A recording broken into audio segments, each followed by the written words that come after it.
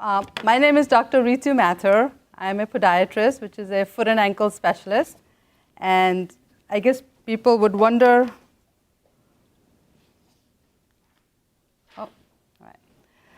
people will wonder, what do a foot doctor do? What kind of things do we take care of?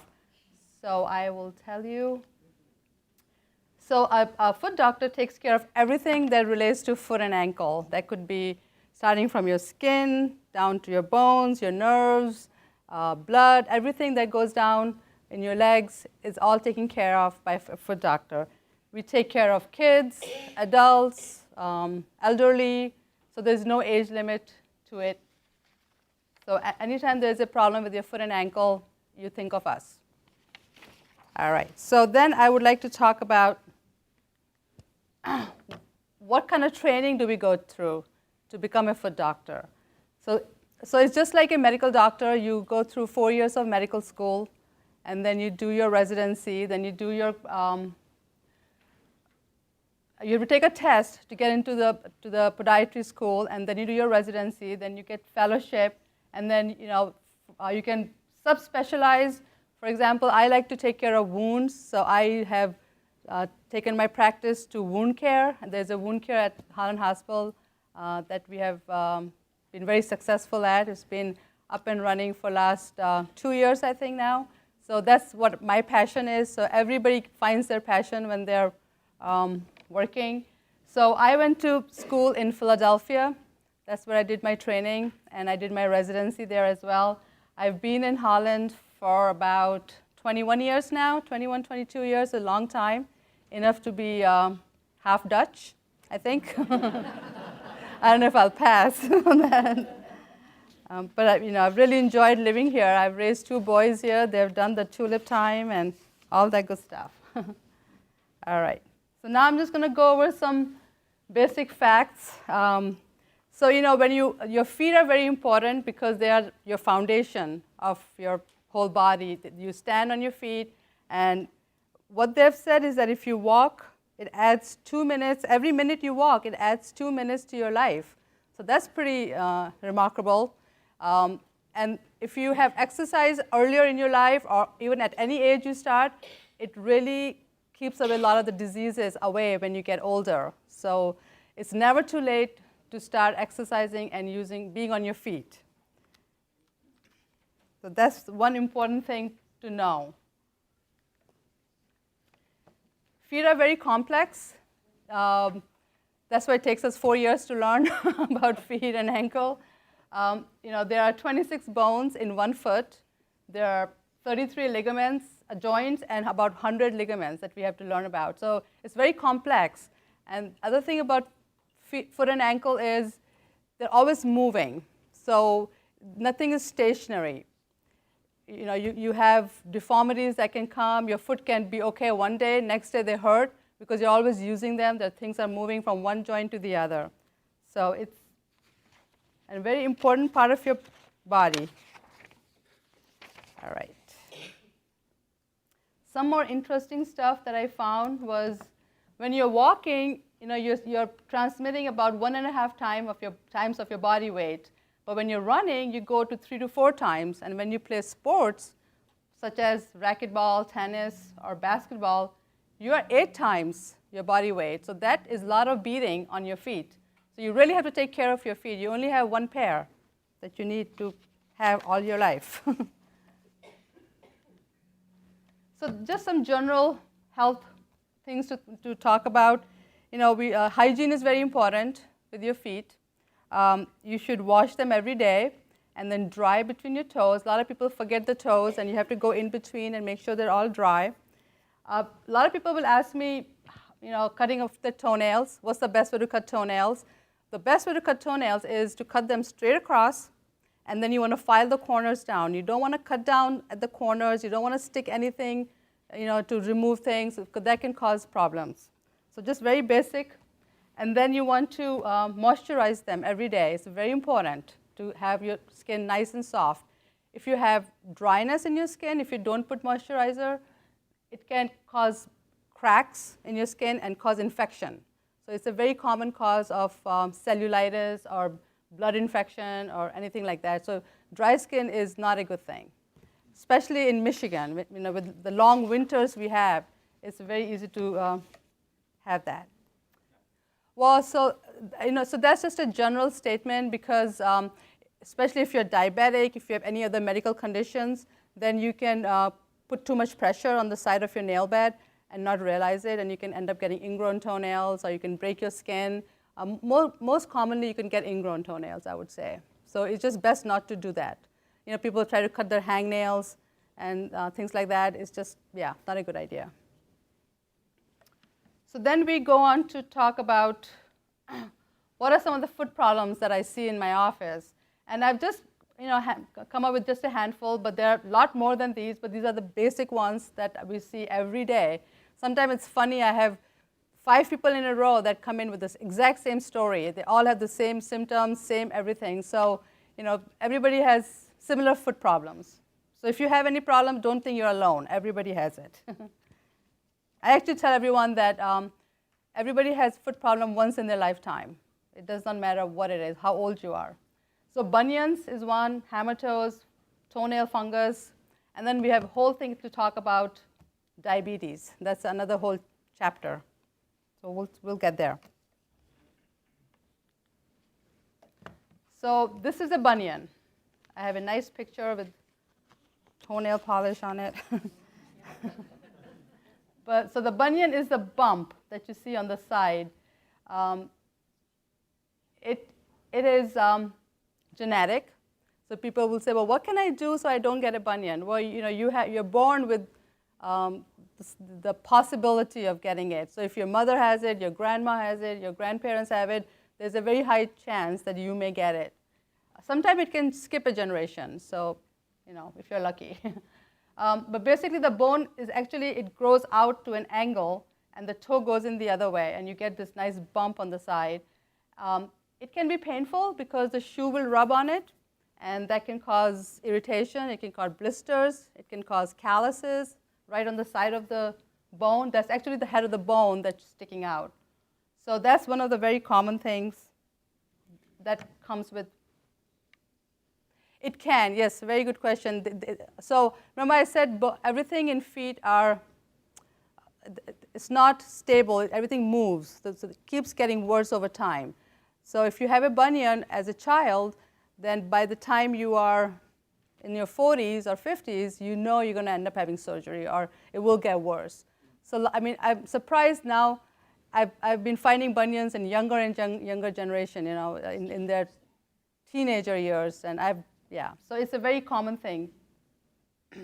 So this is an X-ray that shows the bunion, and you can see the first toe, how it's aligned. It's going out on the angle, and the toe is going in. And it can come at any age. It does not matter what race you're at. It could be at for any race. So some of the treatments that we can do is, well, the most common sense would be to find a wider shoe so you don't rub the bump. And a lot of people do that before they even come to seek help for it. And if that doesn't help, then they need to go in. But the thing to remember with any of these foot problems is the sooner you seek attention, the easier it is to treat, and less treatment is needed. So in long run, I think it's best if you think something is not right, just have it checked out. It's just better that way. So then I'll talk about some of the things that we do to take care of it and to prevent it from getting worse. That's the key. There is, so shoe is one. Then there's something called orthotics, which is an insole, and I have a picture of that. So this is a device that is very popular in my office. We make impressions of feet, and then you make this device. It's called an orthotic, like a insole that you would put in your shoe, but except this is custom to your feet, so nobody else can wear it. And what it does is it supports your arch. So your arch is rolling in, and that makes the bunion get worse because everything is going inside. So the orthotic will bring it back straight, so you are stable and neutral. And that helps to slow down the bunion deformity, as it does other deformities of feet. So this is an orthotic, and so that's one of the treatments that we offer. then if the shoe change doesn't help, orthotics are not helping you enough, then there is surgery. So surgery is a very common surgery I do to correct bunion. And basically in surgery, again, it depends how, what your age is, how is your medical health, how bad the bunion is. That would depend on what surgery is needed. But basically, we take the bump off and put the bone back straight where it should be. But like I said, foot is very mobile, so the bone will start to go back again. So that's when the orthotics will help to keep it in one position. So it's very, very common that we see bunion deformity. Any questions on bunions? Okay. Yes. So there are two kinds of bunions. That's a good question. That he's asking if the bunion, other than the shoe rubbing, can it hurt while you're walking also? So there's another kind of bunion that is similar to being arthritic. So when you talk about knee pain, where there is bone on bone, and people are always talking about, oh, I have to have surgery, or I have my arthritis in the knee is bad. Same phenomena can happen in your toe. So there's cartilage on either side of any joint, such as bunion also. And the cartilage, the purpose of the cartilage is to keep it nice and soft, and it can move on you. If the cartilage is worn off, then the bone touches bone, and you get arthritis, and you get bone spurs, and you get pain. So that can happen.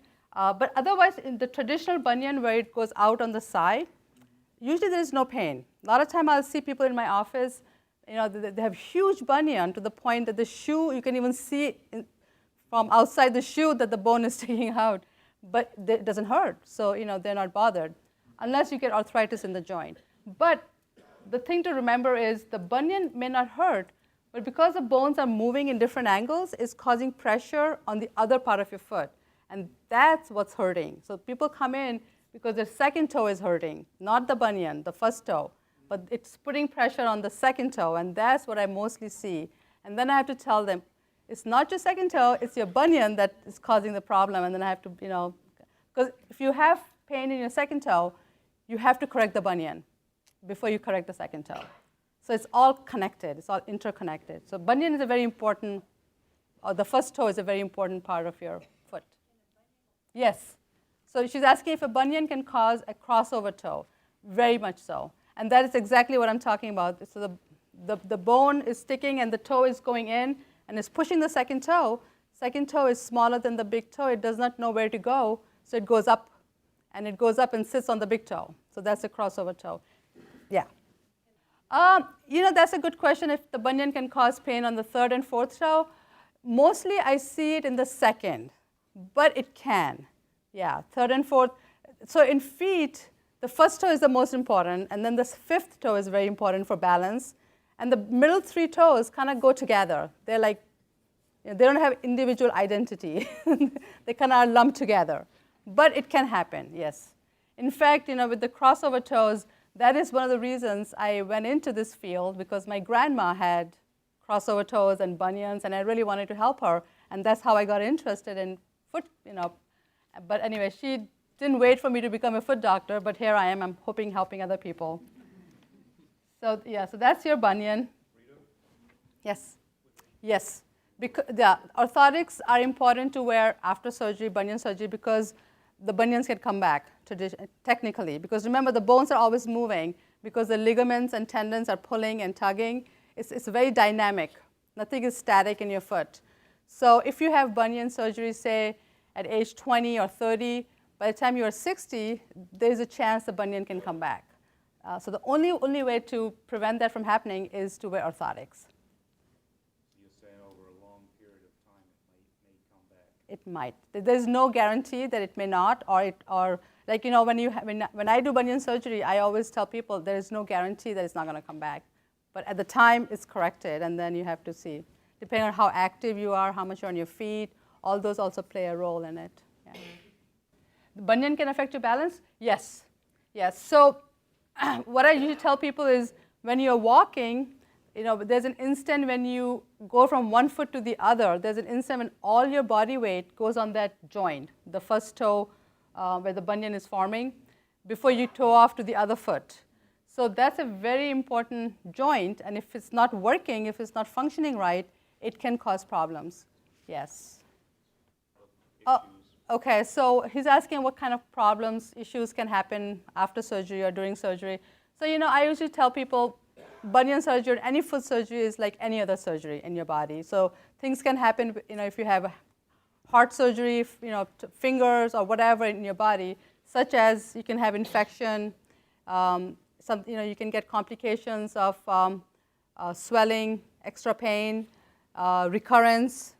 But so there is always those factors you have to control when you're doing surgery. The big thing about bunion surgery is you cannot walk on it right away. So I think that's where we really struggle with our patients, because in their mind, it's a foot surgery. It cannot be that difficult, and they want to go back to their normal routine. But you have to remember, the moment you put all your weight on your foot, it's taking away something from the foot. So you have to stay off. You have to use crutches or whatever. Nerve damage is not, well, it can be a complication, depending on the surgeon's skills. There is a nerve that is riding right by that big bump on the side, and if that gets touched, then you can have nerve damage. It's possible.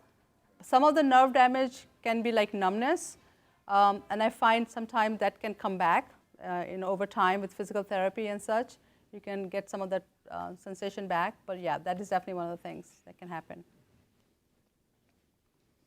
Should I move on? All right, so we did this. All right, this is the other big thing that I see in my office, hammertoes. So now again, hammertoes sometimes will come because of bunion, because they're pushing the second toe and the toe goes up.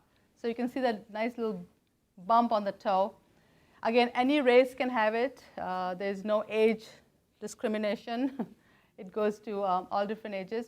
Basically, when you're born, your toes are straight. There's a tendon on top of your toe and a tendon on the bottom. They're both equal in strength, and that keeps your toe straight. So if this tendon gets weakened for whatever reason, or this gets stronger, it buckles up. So that's how the hammertoe happens. The toe gets pulled up. And actually, the bone is getting pulled up. So you cannot bring it down. The only way to bring it down is by surgery, actually physically going in and moving the toe down. So I see more people with painful hammertoes than I see bunions, because the hammertoe will ride up and it rubs on the shoe, and then you get corns on top of your toe, and that can hurt. And now that has a lot of, it can be more problematic if you're diabetic, because then that corn can rub and break skin. You can get an ulcer. So a lot of things can happen with it. So if you have a corn, and there's so many products out there in the market that people like to try. There are corn pads and there are all these things. I don't recommend them. Anything with medication in it, don't use it, because the medication they have is acid. And so the acid doesn't know where the corn is. If it gets spread to the good skin, it'll eat up your good skin. I've seen people with holes in their skin from using over-the-counter pads with medicine in it. You can use things that are just pressure moving. So you can, like, it has a donut hole in the center. Then if you put that on top of your hammertoe, that'll take the pressure away. It's coming from the pressure, the corns on the top of your hammertoe. So I have some pads that I say are okay to use, because these are all helping to deviate the pressure from the sore. None of them have any medicine in them, so you don't want to use anything with medication. So they're just different kinds of padding you can wear. Sometimes you can get corn between the two toes, then you can wear something in between the toes or underneath. Wearing higher depth shoe will really help, so you have more room for your toes so they don't rub. And these pads are all available at any foot doctor's office. So that's something that can keep the hammertoes from getting worse. Now, if nothing else helps, and if you're having hammertoe pain and it's getting worse, then surgery is needed. And again, the surgery involves, it's done at the hospital. It's an outpatient procedure, as is bunion. You go in, and I would just take the knuckle off and straighten the toe, and you would be in a special shoe for a few weeks. Sometimes hardware is needed to stabilize it, sometimes not, depending on how bad your hammertoe is. So that's a very commonly done surgery as well. Yeah? Yeah. So she's asking if there's a way to prevent hammertoes if you see the toes starting to buckle on you. Again, hammertoe also is sort of genetic. The only thing you can do is orthotics. Because what orthotics are doing, they're balancing all your ligaments and tendons in your foot. So that's helping to keep everything from getting worse. But if you're going to get hammertoes, you're going to get hammertoes. So the question is if ballet shoes or different shoes, pointed shoes will make it worse. And they will absolutely make it worse, but they'll not cause it. So you're predisposed to get the hammertoe, but if you're wearing shoes, then it will promote it further. So that's where we're talking about the higher depth shoe. That's just the opposite of pointy shoe. But yeah, definitely, that will make it worse. Let's see what comes. So this is just a surgery of, a picture of a hammertoe, and then after surgery. So you can see how the toes are straightened up before and after.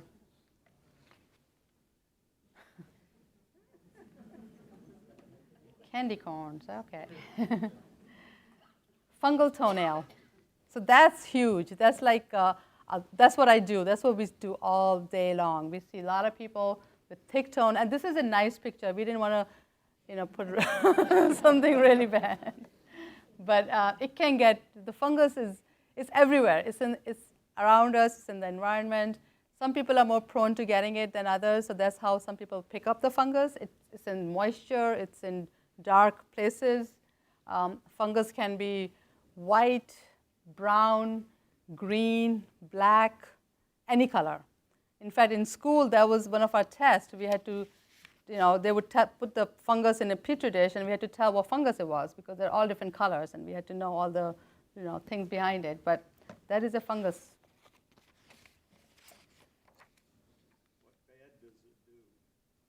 I'm sorry? Other than the appearance, how bad?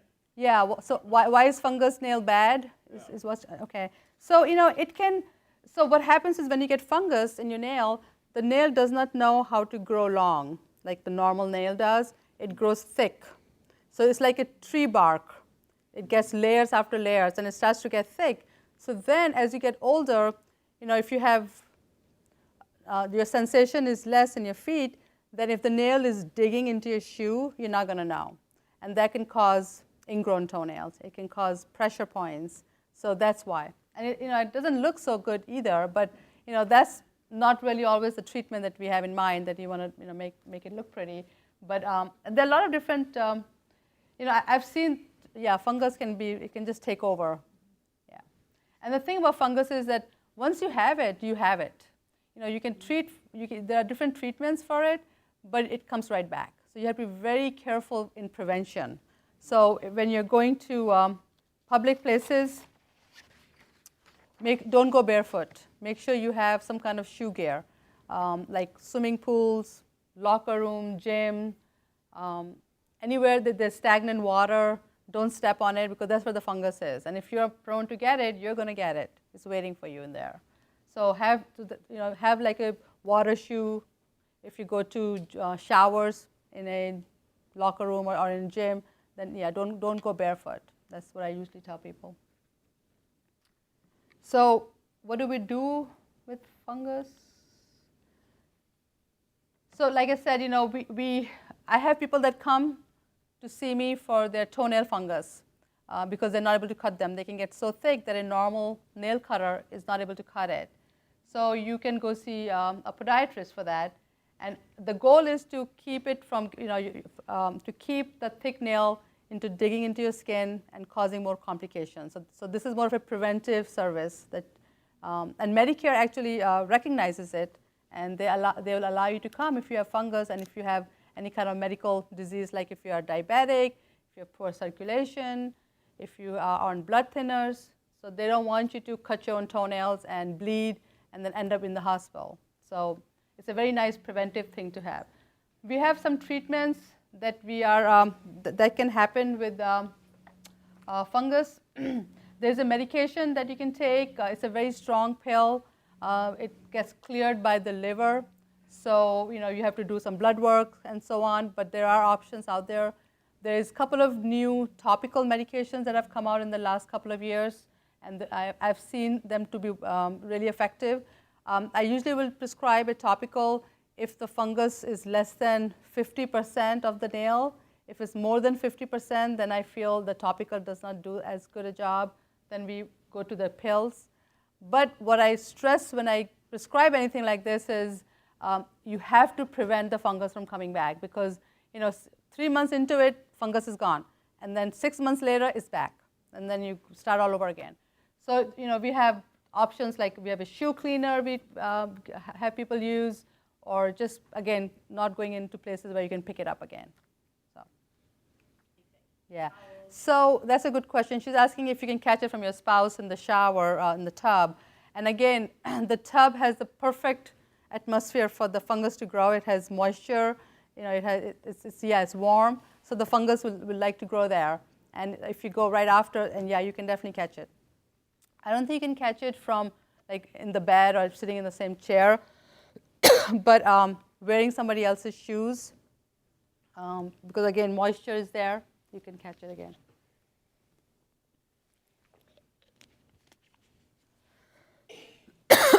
Anything else on fungus? No? Oh, yeah. Yeah, so that's why I was talking about the shoe cleaner. You have to kill the fungus. And sometimes I even recommend bleaching out the socks, whatever you can do. When somebody starts a fungus treatment, I will tell them, if you really want to, you can go buy new shoes now. And yeah, so I give a prescription for that.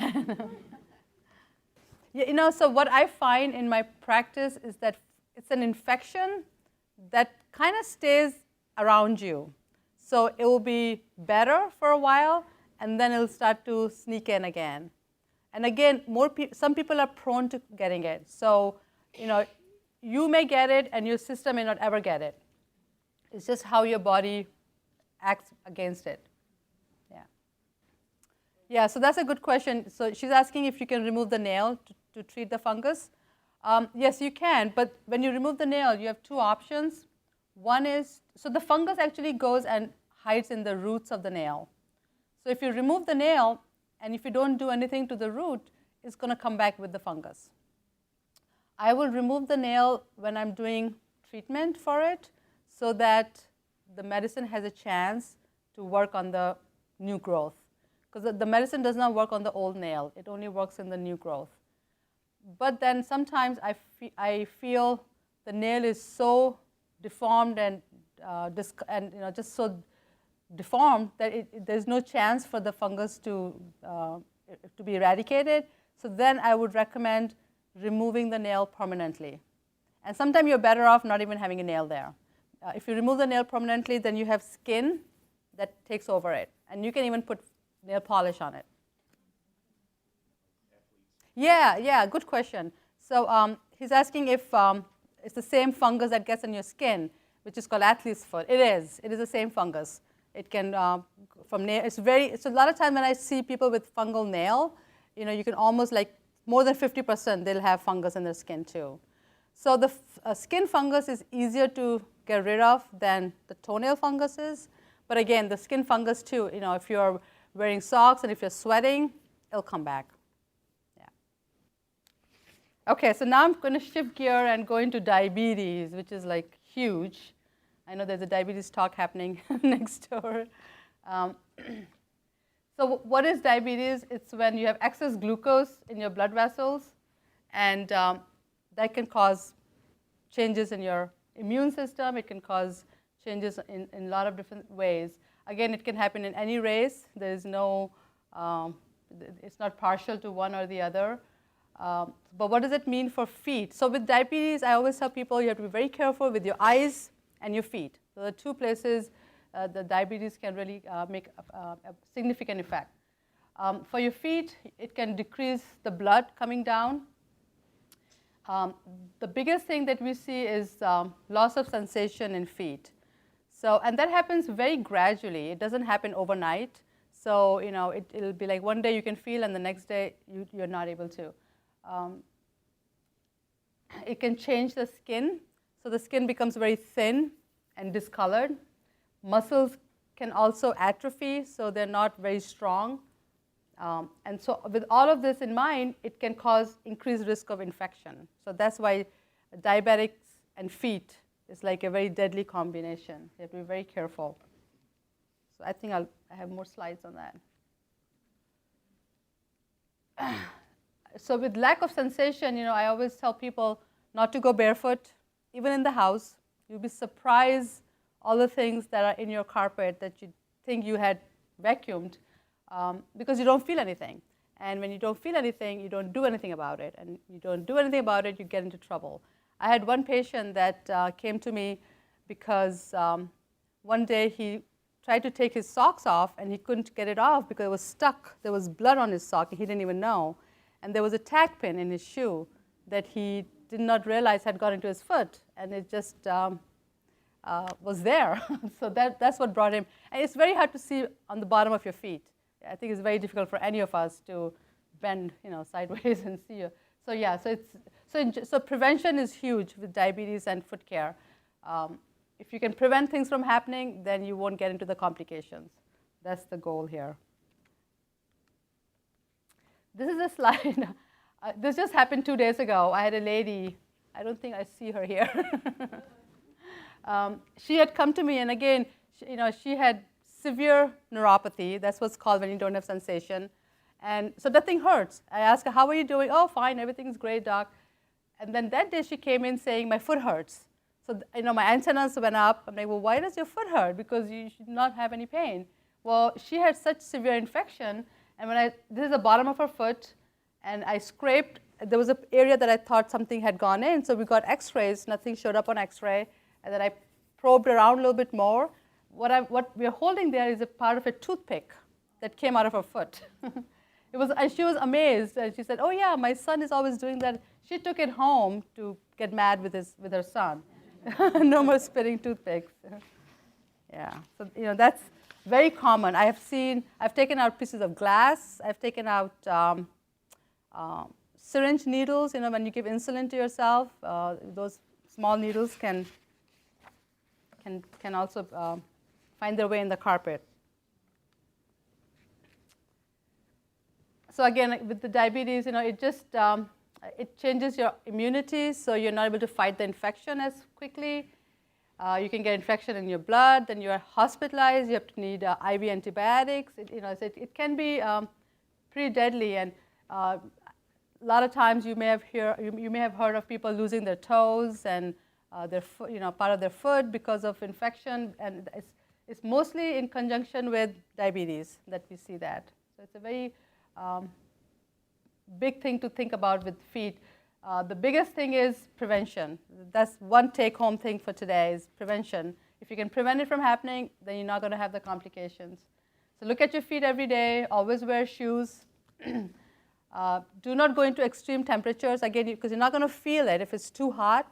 So people will put their foot in, like they want to soak their foot in water. And we always tell them, check the temperature by testing it with your elbow or your hand. Because even your fingers sometimes have neuropathy if you have neuropathy in your toes. So you won't be able to feel how hot the temperature is. And you can burn yourself very easily. Anything doesn't look right, if it's red, hot, or swollen, go see your foot doctor. Don't wait for it to get any worse. So these are, again, prevention. You have to, there's a lot of things. If you go see your foot, if you're diabetic, we recommend to have your feet checked at least once a year. Sometimes it's even recommended every 6 months, just to look out for things that you may not know that you have. There's different vascular tests that can be done. One big thing is we look at shoes to see how your shoes are getting worn out. A lot of times the shoes will have rims inside them, and it may be rubbing against your hammertoe, and you may not even realize that it's rubbing, and you can get a blister from it. I see that very often. So we have to make sure that they're wearing the right type of shoe if they have neuropathy. This is some ulcers that you can get. Again, these are diabetics. So it started out with a small callus that got ignored, and then it broke the skin, and you can get ulcers, and yeah, that's not fun. These are something that everybody should know about. If you're a diabetic, Medicare has a program where you can get diabetic shoes if you qualify. It's a very great program every year. You're allowed to get a pair of shoes with special insoles. The good thing about the shoe is they have wide toe box, so it can accommodate all your bunions and hammertoes, whatever else you have, and it protects your toes. And the insoles are made up of a special material. So if you have a pressure point, say if you have a bone that's sticking out more on the bottom, if you're wearing a store-bought shoe, it's going to not do anything, and if the foot is rubbing on the shoe will rub back on the foot, and you will get a blister or friction. In a diabetic shoe, the insoles are made up of a material called plastizole, which has a quality where if there's pressure applied to it, it gives way. It does not push back. So it prevents, again, prevention. It prevents sores and ulcers from happening.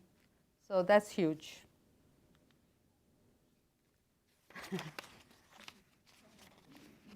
He's still walking. So I see a lot of heel pain in my practice. Again, this can be a lot of different reasons for heel pain.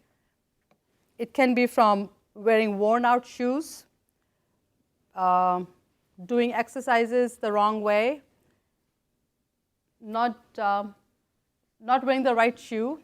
I've got a cross on these flip-flops. That's it's a very popular item right now. I almost want to say a foot doctor may have designed it, so we stay in practice because it causes a lot of foot problems.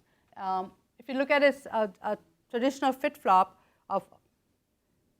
it provides no support. So when you're walking, you're just kind of flopping in it, and that can cause heel pain. It's the most common thing I see from wearing the wrong type of shoe. All right, this has a lot of information. I'll just go to this. Okay. So this is what happens in a heel pain. This is the heel. There's a fascia called plantar fascia. So you may have heard of a terminology called plantar fasciitis. It's a very common thing that I think people can even Google now and learn a lot about. So basically, the plantar fascia is a band of thick fibrous band that starts from your heel and it goes to your toes. It makes the whole arch of your foot, the bottom of your foot. So for whatever reason, if you're doing the wrong type of exercises, if you have gained a lot of weight, if you are wearing the wrong shoes, there's a cycle of inflammation that can start to happen, and you can get pain in your heel. So it's called heel spur syndrome. So what a heel spur is, the fascia is pulling and tugging on the heel bone, and the body reacts by making more bone. So there's actually a bone that protrudes out from the heel bone where it's attached to, the fascia attached to, and that's called a heel spur. So the heel spur by itself does not hurt. When we take x-rays and we find a heel spur, that's telling me that there is irritation in that part of your heel, and that's coming from the tightness in your plantar fascia. So that's what's called plantar fasciitis. It's inflammation of plantar fascia. That's a very common thing we see in our office. Anybody has any questions? So there are treatments for it. So there is conservative treatment. Again, orthotics, we had talked about earlier, will help support the arch because the plantar fascia makes the arch. So if you support it, then you take the pressure away from the heel. There's cortisone injection that you can have that will help the heel pain. What the cortisone will do is it will take the inflammation down.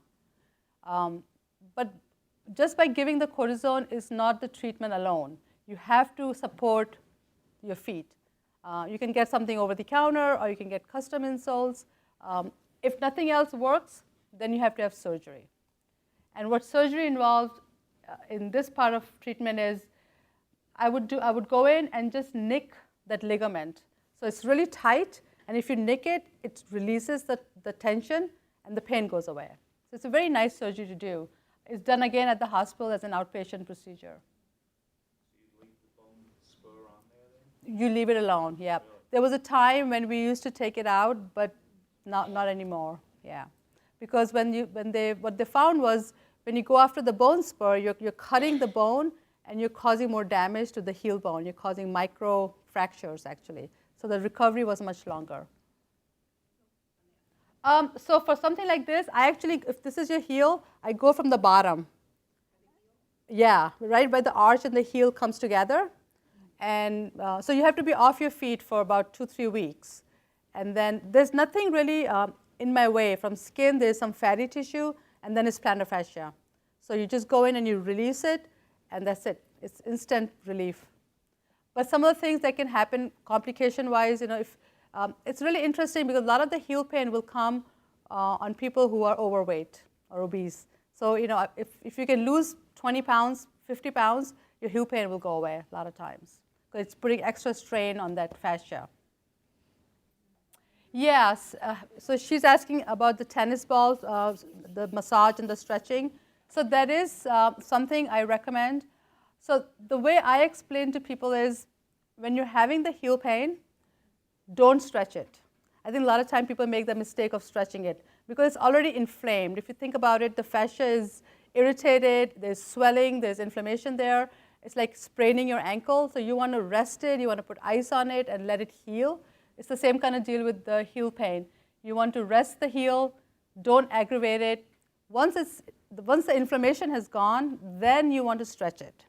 Because then this band of fascia needs to be stretched out like a rubber band. So the stretching is there, but because again, it's your foot type.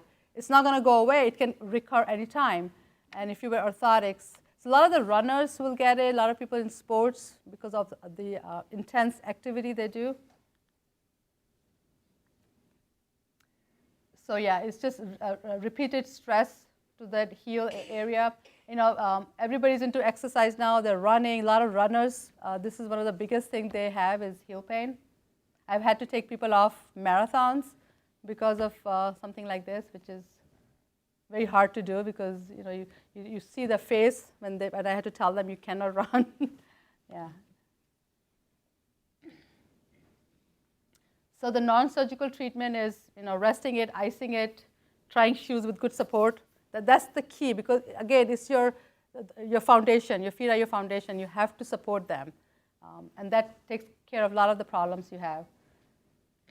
Surgery sometimes needed, but not always. Exercise, is huge. I think we are in the era where exercise is, everybody is exercising from 5-year-old to 90-year-old, and I think it's great because it can give you a lot of benefits, overall health. It can prevent a lot of things.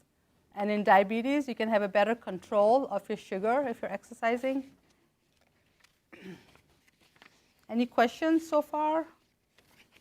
Yes, cortisone shot is a very common treatment. Yes, cortisone shots.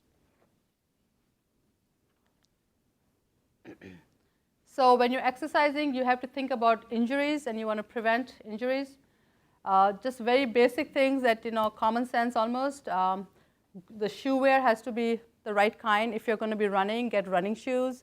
If you're going to be biking, really biking, then you're better off getting biking shoes. So try to accommodate. I mean, the shoe industry has taken off so much now. They're making such amazing shoes that we didn't have even 10 years ago. Socks makes a difference. You want to make sure they're not moving on you. They can cause friction and blisters. And again, orthotics. I think we have heard that one before. So a lot of people will ask me, how do you know what's the right fit for a shoe? So I will always tell people to buy shoes in the afternoon because your foot swells. Everybody has a little bit of swelling in their feet. So by afternoon is the right size to your feet. One foot sometimes is larger than the other. So you should always have your feet measured when you're buying shoes and accommodate the larger foot. Make sure there is a thumb nail length in the front of the longest toe. So you have enough room for the toes to move sideways and up and down. Some people will say, well, I'll buy the shoe and then I'll break it in. That's a myth. You don't break in a shoe. You break your feet getting into the shoe. So the shoe should feel really comfortable. A lot of time people will ask me a brand, what brand is better than the other. And I don't like to give out name of brands because I think every foot is different, every shoe is different, so you got to find the right match. So one brand may be good for one person, but not the other person.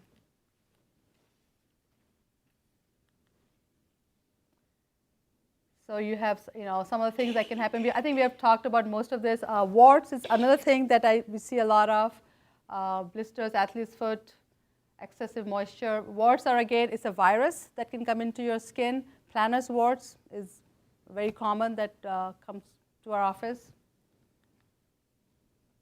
So there are different kinds of injuries that can happen. You can have soft tissue injuries, all kinds of like plantar fasciitis, nail injury from wearing wrong size shoe. If the shoe is too tight, it's rubbing into your toe. That can cause nail to change color. So you might think you have fungus, but it may not be fungus. It may be from tight shoes. Tendinitis, muscle strain. You can do bone injuries. You can do stress fracture, traumatic fractures. So stretching is important. You do your warm-up. But more important, if you're going to start exercising, make sure you see a physician and get a clearance from them. Everything is good, then you can start your exercise program. This is just how to take care of injuries.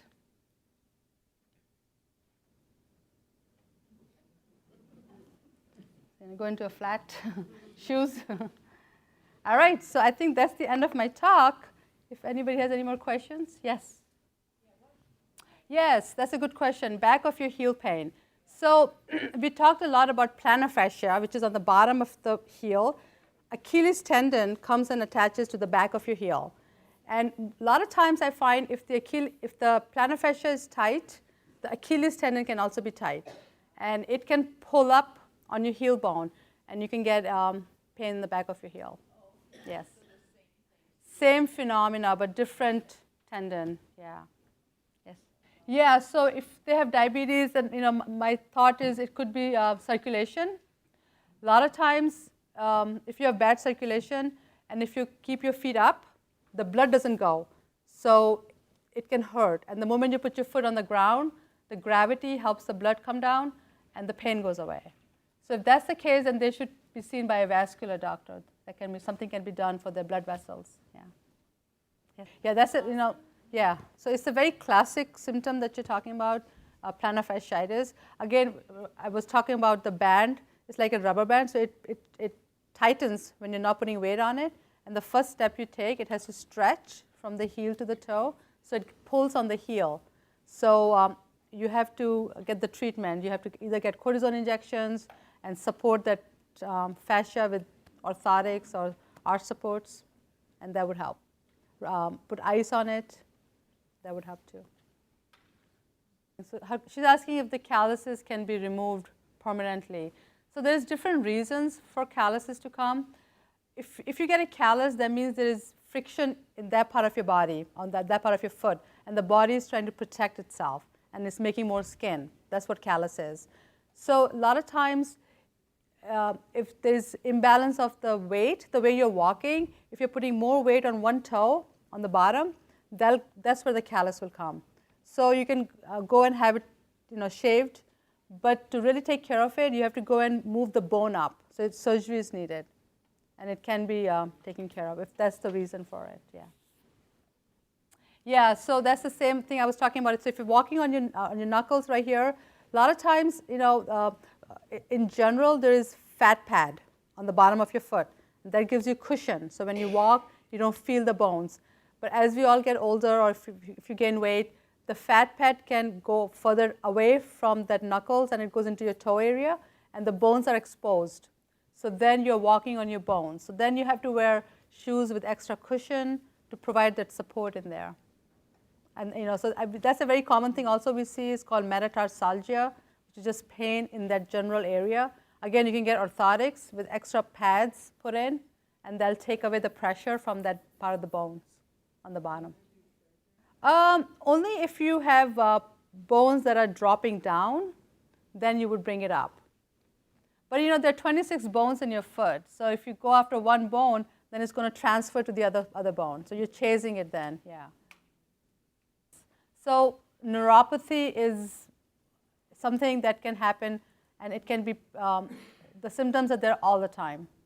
So the nerves are talking to you. They are not getting their nutrition because the circulation is compromised when you're diabetic. And the nerve endings are always irritated. There's burning, there's tingling. So what we tell people is like when you have diabetic neuropathy, it's like wearing socks. So it starts off at the end of the toe, and it works its way up towards the arch. And it happens on both feet at the same time. So there are medications you can take. There's a lot of different medications that are prescribed for neuropathy. Neuropathy is something that doesn't go away, but you can control it by medicines. When you stop the medicine, it'll come back. And then controlling your sugar is a big thing, and exercising. Oh, the way this medical health is going.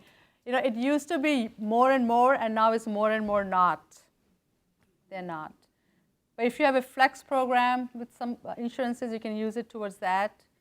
But yeah, we are seeing. Sometimes we see it covered when a person is diabetic. If they have a medical condition, then occasionally we'll see partial coverage. But in general, it's, yeah.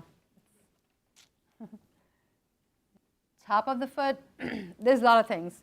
So if you have flat feet, then you're straining all your muscles and ligaments on top of your foot. That can cause pain. If you have arthritis, that can cause pain. So the top of the foot pain is mostly coming from the way you're walking. So x-rays would help as to what's going on inside, and wearing good shoes with support in the arch will help the top. Yes, ibuprofen it can be one of the treatments. I find you have to take a lot of ibuprofen to get the relief. So there are better medications out there that you can just take one a day or twice a day, and it gives you better relief. So they're all kind of like cousins to ibuprofen. Yeah, even better than naproxen. Yeah. Is it mostly your heel that hurts, or the whole foot? The whole foot hurts. Okay. So that could be start of arthritis. Stiffness in the joint is a very common thing. That is one of the first symptoms of arthritis. So before you even get out of bed, you should move your joints around and just kind of warm them up a little bit and see if that makes a difference. Keep them, you have to warm them up, and maybe before you get out of bed, put some socks on and warm up the skin and the joints. But it could be arthritis, and if it is getting worse, then you may need to be on arthritic medicine. Oh yes, cases of neuropathy can be side effect to medications. Too much alcohol drinking can cause neuropathy. There are some, sometimes it could just be aging. Old age can do it, but and there's a lot of others, like different medical conditions can cause neuropathy. Sometimes we have neuropathy for no reason. It's called idiopathic neuropathy. So yeah, there are reasons. But diabetes is the most common one that I see, yeah. Yeah, it depends what it is that's happening to the one foot.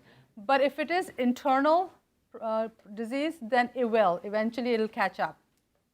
Yeah. Like for example, if you have a bunion in one foot, other foot may get it after a few years because it's doing the same thing. But if you, so like diabetes affects both feet. But if you drop something in one foot, then the other foot may not get the pain. But fungus gets on both feet. Warts will only happen to one foot that is exposed. Sometimes I see it on both feet, but not necessarily. Yeah, so there is a boot that is there for stretching, the plantar fascia. But again, remember I told you not to stretch when you're in pain. So once the pain is better with cortisone injection or taking medications and icing it, then it's good to stretch. Then you can wear the boot and you can do some exercises to stretch it also. Yeah. Did you say you had a fall? So sometimes when you fall, you can start compensating in how you're walking, and that can cause pain other places in your same foot or the other foot. So you should probably, and if you had a fall and if you broke something, if it didn't heal right, then it can cause compensation pain. Yeah. So thank you, everyone. This was fun. I hope I've answered most of the questions.